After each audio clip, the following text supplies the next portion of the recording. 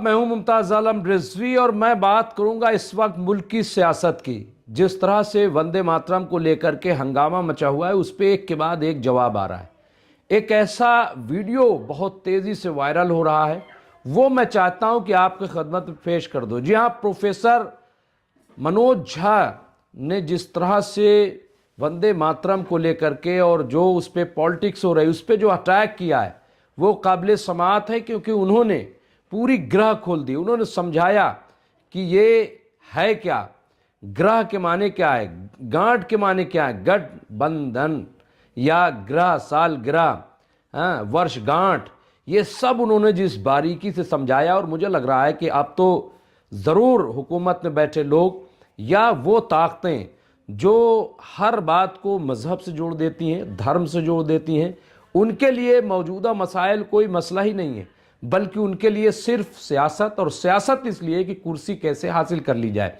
अब ऐसे में प्रोफेसर झा ने जो बयान दिया है पार्लियामेंट के अंदर, वैसे तो कई लीडरों ने बयान दिया, इकरा हसन ने दिया, संजय सिंह ने दिया, ममता बनर्जी के कई अरकान पार्लियामेंट ने दिया, राहुल गांधी तो छोड़ दिए, लेकिन प्रियंका गांधी ने उससे बयान दिया, सब ने बयान दिया।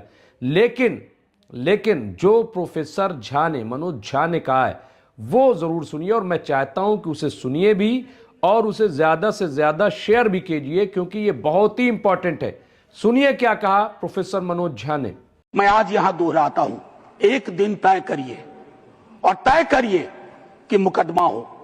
आप भी जिरह करिए, हम भी जिरह करें। मैं इतिहास का छात्र हूं, दिल्ली आया था एमए हिस्ट्री करने, धारा थोड़ी बदल गई, लेकिन आज भी इतिहास को संदर्भ में देखता हूं।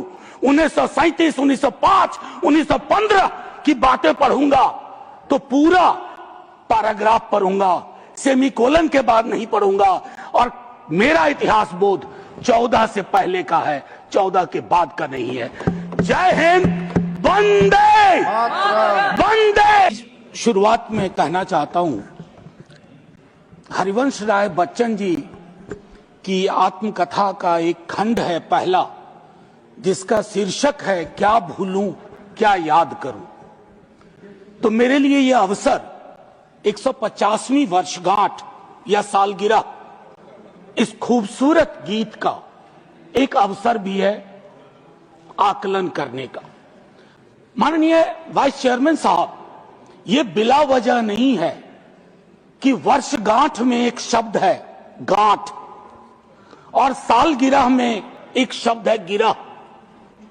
तो ये गिरह और गांठ को समझे बगैर 150वीं साल का उत्सव गान, उत्सव मैं समझता हूं आधा अधूरा होगा, बेईमानी होगी हम सबके बिहाफ पे। मैं क्रमशः कुछ बातें आपके समक्ष रखूंगा, कोशिश करूंगा कि मेरी बातों से किसी को कष्ट ना हो। इसलिए नहीं कि मेरे पास कष्ट पहुंचाने का कारण नहीं है, बल्कि इसलिए कि कष्ट पहुंचाने में ही इस देश की ऊर्जा जा रही है। जिन ओहदेदारों को मलहम लगाना चाहिए, वो नमक की बोरी लेके जख्मों पे छिड़कते हैं।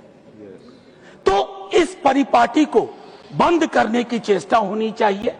मुझे स्मरण है कि कई साथियों से जब बात होती है, सत्ता पक्ष के भी हैं, वो भी ऐसा ही विचार रखते हैं।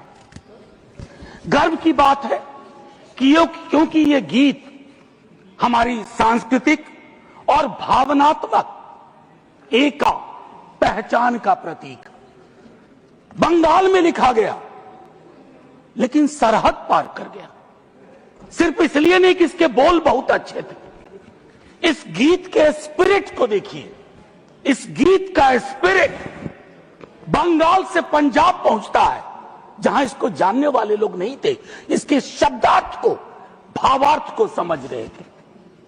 इसलिए मैं कह रहा हूं कि विविधताओं के बावजूद बहुलवादी संस्कृति इस देश का हिस्सा रही है। हम ऐसे ही पले बढ़े हैं। कोई नुक्कड़, कोई गली, कोई गांव नहीं है जहां हमने हिंदू, मुसलमान, सिख, ईसाई, नास्तिक ना देखे हों।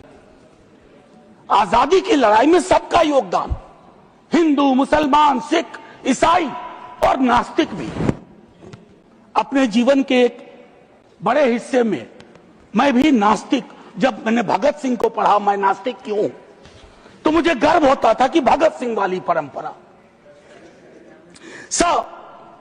एक चीज मैं इससे पहले कि कहूं, एक महत्वपूर्ण चीज कहना चाहता हूं।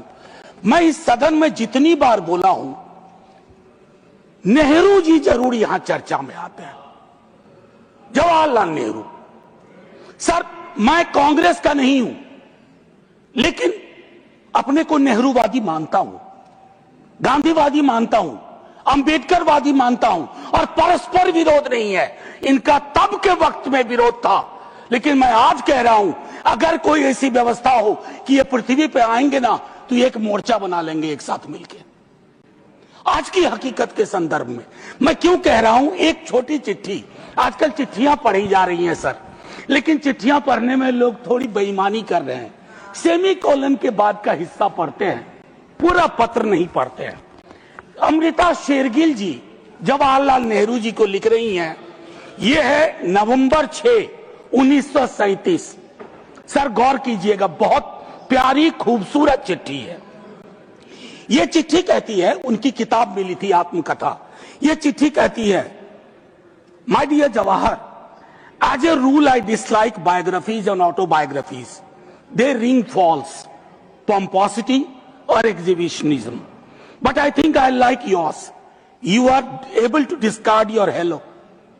You are capable of saying, when I saw the sea for the first time, when others would say, when the sea saw me for the first time. Sir, आजकल ऐसे लोग बहुत तरक्की कर रहे हैं जो ये कहते हैं कि समंदर ने आज मुझको पहली बार देखा, ये नहीं कि मैंने समंदर को पहली बार देखा। ये एक महत्वपूर्ण चीज है। सर, ध्रुवीकरण आज के हमारे जीवन का हिस्सा बन गया। क्या बंकिम बाबू ने यह कल्पना की थी, उस महाकवि ने यह कल्पना की थी कि देश इतने टुकड़ों में बट जाएगा? पार्टीशन से ज्यादा। अभी मैंने देखा चंद महीनों पहले इस देश में आई लव महाकाल और आई लव मोहम्मद में जिहाद करवा दिया गया, झगड़ा करवा दिया गया। I can love every God simultaneously, yet I want to remain in peace, in prosperity, seeking justice and getting it. ये रवायत क्यों खत्म हो रही है? सर, ये निकेन प्रकारेण चुनाव जीत जाए, मैं बधाई देता हूं। चुनाव जीतना एक कला है, हो सकता है ये इस कला में आप निष्णात हो, लेकिन सर, मैंने कहा तो मैं चोट नहीं पहुंचाऊंगा, लेकिन चुनाव जीत जाए और देश हार जाए, देश टुकड़ों में बट जाए, गलियों गलियों में नफरत की फसल हो, ये कौन सा वंदे मातरम है? ये कौन सा वंदे मातरम है? मैं सिर्फ ये कहना चाहता हूं, चुनाव जीतने की कई पद्धतियां हैं। कुछ पब्लिक को पता है, कुछ अभी नहीं पता है, आने वाले दिनों में पता चल जाएगा, क्योंकि इस मुल्क में कोई सीक्रेट बहुत दिन छुपता नहीं। लेकिन एक चीज जो सबके सामने उजागर है कि आप चुनाव के वक्त, चुनाव से पूर्व, चुनाव के दौरान आप किस प्रकार की जुबान बोल रहे हैं। सर, मैं जानता हूं जब तमाम हमारे सीनियर साथी लोग, मंत्री लोग एक दिन तो पब्लिक लाइफ छोड़ के जाएंगे, मैं भी जाऊंगा छोड़ के सर, मैं भी छोड़ के जाऊंगा, लेकिन मूल्यांकन करूंगा मेरी बातों ने कितनों को चोट पहुंचाई है, कितने घर में दीवारें खड़ी कर दी, कितने गांव में तकसीम जैसे हालात कर दिए। मैं वंदे मातरम के माध्यम से कश्मीर पे बोलूंगा, शाम में मेरी ट्रोलिंग हो जाएगी, मैं नहीं बोलूं क्या? चुप हो जाऊं भय से, डर से? सर, 1 मिनट का वक्त दीजिए, मैं ज्यादा वक्त, मेरे दूसरे स्पीकर हैं वो बोलेंगे, बस उसको 1 मिनट का वक्त दीजिए। मेरी बातें अधूरी रह गई हैं, लेकिन ऐसे अवसरों पर अक्सर होता है। सालगिरह जरूर मनाएं, गिरह का ध्यान रखें, वर्षगांठ जरूर मनाएं, गांठों का ध्यान रखें, और अगर वो न कर पाए तो इतना जरूर करें, इन महापुरुषों को, इनकी रचना को अपनी राजनीति का अवसर न बनाएं औजार न बनाए। और एक आखिरी टिप्पणी करूंगा, पहले भी कह चुका हूं सर, इस सदन में पक्ष विपक्ष दोनों तरफ महापुरुषों को याद करने वाले लोग हैं। सर 30 सेकंड और दे दीजिए, न जाने उस कुर्सी में क्या है जो बैठता है, जो बैठते हैं। सर बस 30 सेकंड दे दीजिए, मैं 30 सेकंड मांग रहा हूं। प्लीज मैं सिर्फ इतना कहना चाहता हूं, मैंने पहले भी कहा, प्रधानमंत्री जी को एक्चुअली बीजेपी के लोगों को नेहरू का धन्यवाद करना चाहिए। वो पॉलिटिकल लाइफ जैकेट की तरह इस्तेमाल किए जाते हैं। Nehru ji political life jacket. इसलिए कल सदन में एक नेता ने कहा, मैं आज यहां दोहराता हूं, एक दिन तय करिए और तय करिए कि मुकदमा हो। आप भी जिरह करिए, हम भी जिरह करें। मैं इतिहास का छात्र हूं, दिल्ली आया था एमए हिस्ट्री करने, धारा थोड़ी बदल गई, लेकिन आज भी इतिहास को संदर्भ में देखता हूं। 1937, 1905, 1915 की बातें पढ़ूंगा तो पूरा पैराग्राफ पढ़ूंगा, सेमीकोलन के बाद नहीं पढ़ूंगा। और मेरा इतिहास बोध 14 से पहले का है, 14 के बाद का नहीं है। जय हिंद, वंदे वंदे। Thank you doctor M Thambidurai ji. तो बहरहाल देखा आपने, ये प्रोफेसर मनोज झा थे जो अपने ख्यालात का इजहार कर रहे थे। और मैं समझता हूं कि इससे ज़्यादा सख्त और इससे ज़्यादा आसान नहीं समझाया जा सकता कि वंदे मातरम की अहमियत क्या है और उसे क्यों सियासत में लपेटा जा रहा है। बहरहाल इसको ज़्यादा से ज़्यादा शेयर कीजिए ताकि लोगों तक पहुँचे, लोगों के जो जहनों में जाले डाले जा रहे हैं या जो पर्दा डाला जा रहा है, जो जादू किया जा रहा है, वो जादू हटे। बहुत बहुत शुक्रिया। देखते रहिए एमएमसी न्यूज़ इंडिया। मैं मुमताज़ आलम रिजवी।